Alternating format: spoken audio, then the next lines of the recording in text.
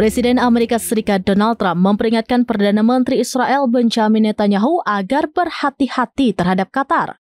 Saat dijumpai di Bandara Morristown di New Jersey pada Minggu 14 September 2025, Trump memberikan pesan pada Netanyahu agar berhati-hati jika berurusan dengan Doha.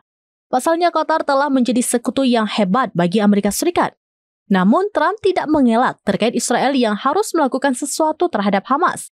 Pesan itu disampaikan Trump mengingat serangan Israel yang dilesatkan ke ibu kota Qatar, Doha, beberapa hari lalu. Seperti diketahui, Israel berdalih melancarkan serangan itu untuk menargetkan para pemimpin Hamas.